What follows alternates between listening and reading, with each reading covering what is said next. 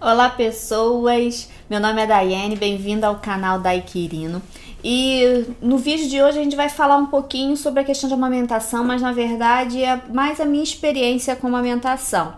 E mesmo que você não tenha filhos na cidade, ou então não tenha a intenção de ser pai ou ser mãe, acompanha com a gente o vídeo até o final que eu vou trazer uma reflexão bem válida, independente se você quer ou não ter filhos.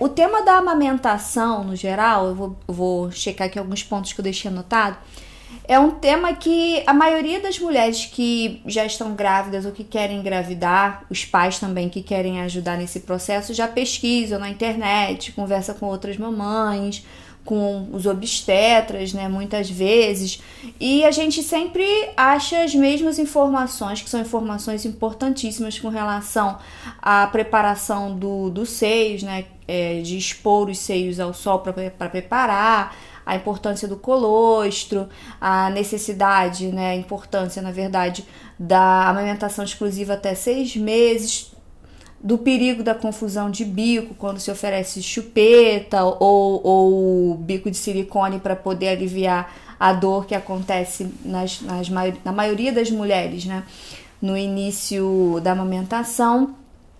Mas aí vem a questão. Eu concordo com todos esses pontos, eu acho que são todos extremamente importantes, porém, e quando as coisas não saem exatamente como deveriam, ou quando as coisas não saem exatamente como você imaginou que fosse, né, sair? Eu vou então contar um pouquinho da experiência que eu tive, né, com a Pietra com relação à amamentação. Tive todo aquele processo de pesquisa, como a gente falou, né, de pesquisa, de conversar com um, de conversar com o outro.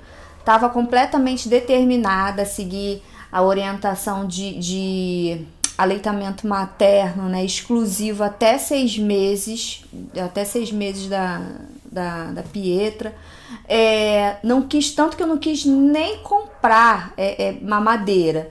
Uma pessoa chegou a falar pra mim, Daiane, e as mamadeiras você vai comprar? Eu falei, não vou comprar mamadeira porque eu não sou a favor de mamadeira e eu vou amamentar exclusivo até 6 meses. Eu tive parto cesariana e o colostro começou a descer, como a maior parte das mulheres, começou a descer depois, algumas horas depois do parto, né? E assim, diferente das minhas expectativas, eu não tive, né, um acompanhamento mais de perto no hospital com relação a essa parte de amamentação.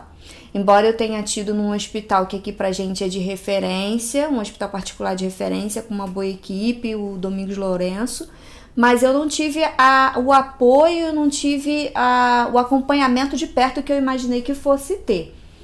Mas, graças a Deus, quem estava comigo me acompanhando era minha mãe, então, por questão de experiência, já me ajudou naquelas primeiras horas ali. 3 dias depois do parto, 2 dias e meio aproximadamente, a gente voltou para casa. Pietra voltou comigo, deu tudo certo durante o período lá no hospital. E Pietra mamava durante o dia a cada 3 horas mais ou menos, e ela passava praticamente o dia inteiro, tirando esse horário que ela acordava para mamar, ela passava dormindo. Aí a gente pensa, nossa, que maravilha, a criança dorme o dia inteiro, dá pra descansar. Então, só que não, por quê? De dia ela mamava a cada 3 horas e descansava. Só que à noite ela acordava praticamente a cada 1 hora. A cada 1 hora ela acordava pra poder mamar. Quando eu ameaçava pegar no sono, ela acordava de novo pra poder mamar. E assim foi por bastante tempo. Passou a primeira semana. A gente foi para a primeira consulta, né, de revisão com o pediatra que fez o parto. Ele fez a avaliação com o peso direitinho e percebeu que ela tinha perdido mais de 10% do peso que ela tinha nascido. Porque eles consideram que até perda de até 10% do peso é considerado normal, porque a criança nasce inchada, tem um período de adaptação com a amamentação e tal. Só que ela perdeu bem mais de 10% do peso dela. Ela nasceu com mais ou menos 2,670 mais ou menos, e ela perdeu uma quantidade considerável nesse período. Aí ele orientou que a gente fizesse uma suplementação com fórmula, né, um complemento, perdão, fizesse a questão do complemento com a fórmula depois de cada mamada para poder ela estabilizar o peso e daí depois a gente tiraria essa fórmula. E assim eu fiz. Ela mamava, deixava ela mamar o quanto ela quisesse, dava bastante o peito e nos horários específicos eu ia lá e dava a quantidade mínima de fórmula que a gente estava dando a ela, que o médico tinha pedido para dar a ela. E depois nós voltamos para uma outra avaliação e ela continuava, toda vez que a gente tentava diminuir a quantidade de fórmula ou tirar a fórmula, o peso dela não subia, ou às vezes até diminuía um pouco. E aí a gente foi para outros pediatras, na verdade até os 3 meses da Pietra a gente passou por 4 pediatras diferentes. Todos os 4 pediatras falavam a mesma coisa. Calma, mãezinha, a gente vai conseguir ajustar essa questão da amamentação. Então a gente ia lá, ia retirando aos poucos a quantidade de fórmula e de novo começava a ter problema com peso. E não era problema com relação à pega, porque um dos pediatras já tinha feito essa avaliação com relação à pega, a boquinha dela estava ok também. Então a gente não achava que a gente ia conseguir fazer essa retirada, porque ela passava realmente a maior parte do tempo no peito, a maior parte do dia era realmente no peito. E aí a gente precisou fazer uma última troca de pediatra até eu me sentir confortável e confiante, quando ela tinha 3 meses, que é a mesma pediatra que ela se consulta até hoje, que faz o acompanhamento dela até hoje. Ela também tentou fazer a retirada e chegou um ponto que ela falou: mãezinha, a gente vai precisar manter a fórmula porque ela não está se desenvolvendo com relação ao peso do jeito que deveria. Então foi com 3 meses, né, nessa última troca de pediatra, na última tentativa de fazer a redução da fórmula, que realmente assim caiu a ficha de que eu ia precisar fazer esse complemento com fórmula em alguns momentos do dia para o bem-estar e para o bom desenvolvimento da Pietra. Ela com a fórmula estava ótima, a gente conseguiu acertar a fórmula direitinho, passamos por 2, 3, aí acertamos. Mas aí veio a crise, não a crise com ela, a crise comigo, na verdade. É porque eu entrei numa paranoia de achar que porque eu não estava conseguindo amamentar exclusivo, né, até os 6 meses, que ela ia ser menos saudável que os outros bebês, que eu precisava, né, conseguir a qualquer custo amamentar ela de forma exclusiva. E aí eu às vezes passava parte da madrugada pesquisando grupos de apoio, pesquisando formas para aumentar a produção de leite, para poder conseguir fazer todo esse processo inverso de tirar a fórmula.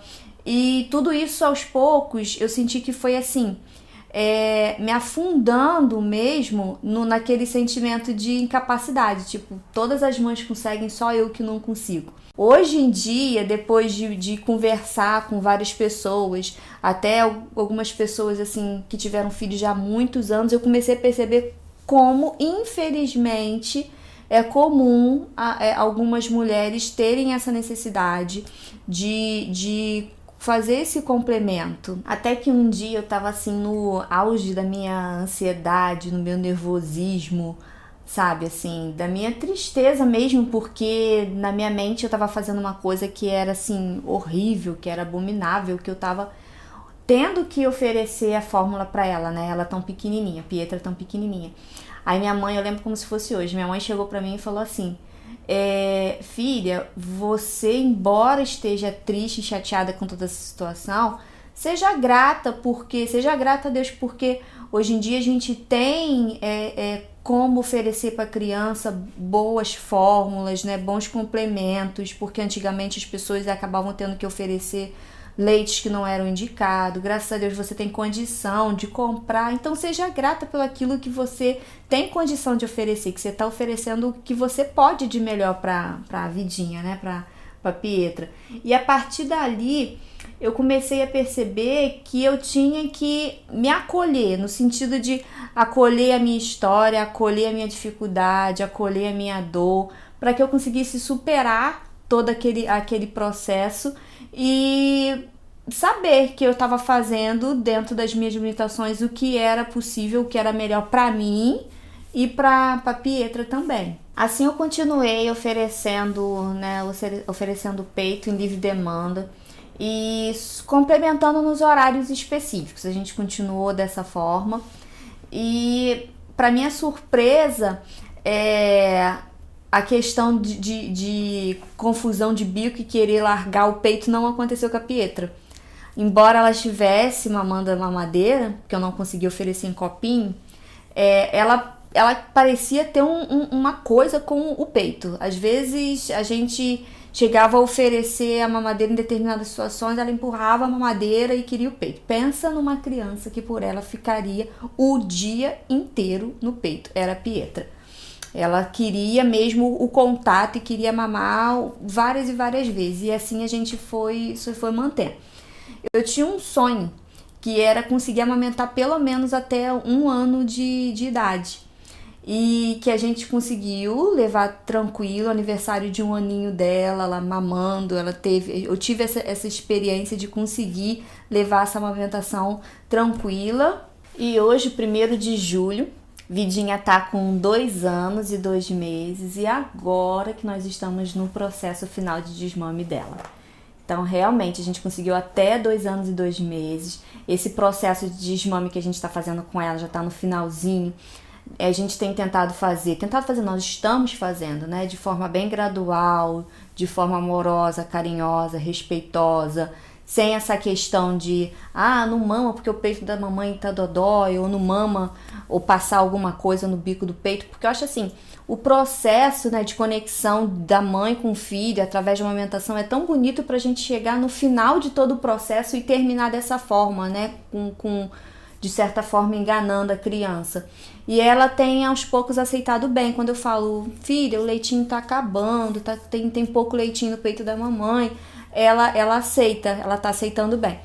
Ela tava já 4 dias sem mamar, e hoje à noite, algumas horas antes da gente começar a gravação desse vídeo, ela pediu. Aí ela mamou um pouquinho, guardou o peitinho e parou.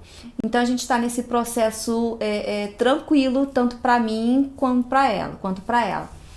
Na verdade, eu acho que talvez esteja sendo assim, até mais fácil pra ela do que pra mim. E agora sim, eu tô no processo de assimilar que a fase da amamentação foi linda, foi difícil, foi lindo porque eu sonhava com isso. E a gente conseguiu trazer até aqui. Tá sendo um processo mais complicado pra mim, mas foi algo que eu achei que tava na hora.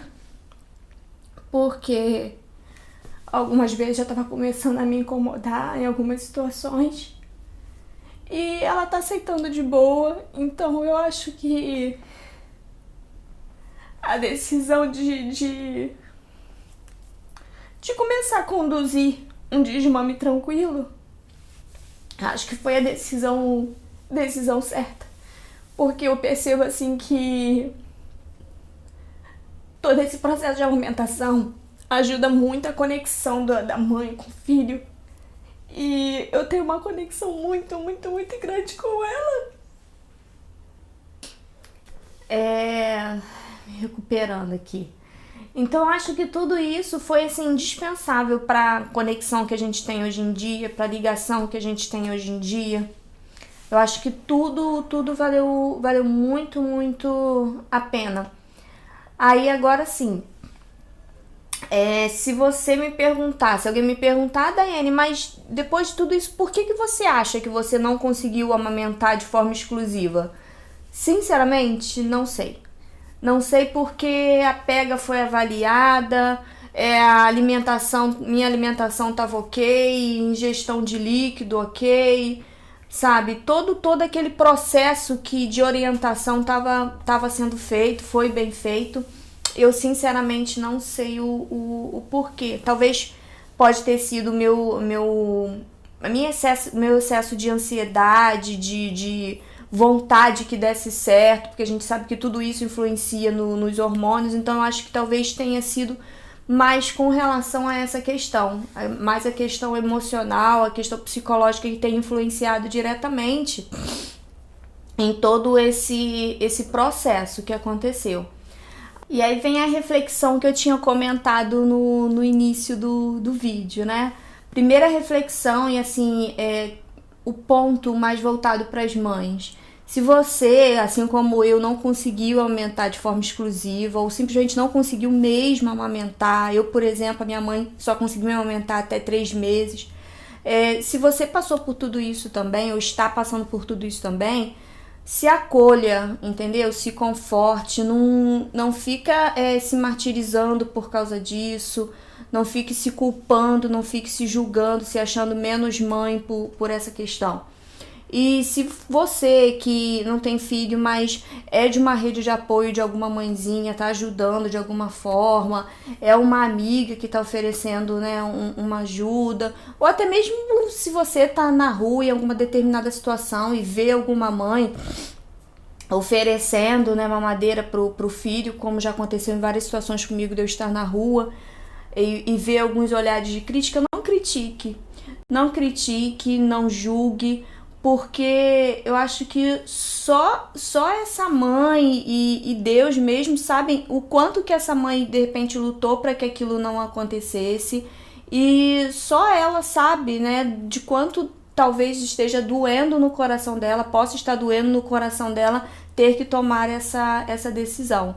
Então que a gente possa, assim, ajudar mais, dar mais apoio, mais carinho, mais empatia e evitar a todo custo a questão de julgamentos e críticas com relação a esse ponto que é tão importante. Espero que vocês tenham gostado do tema, gostado das reflexões. Desculpa pelo chororô, eu sabia que eu ia chorar falando desse ponto, sabia.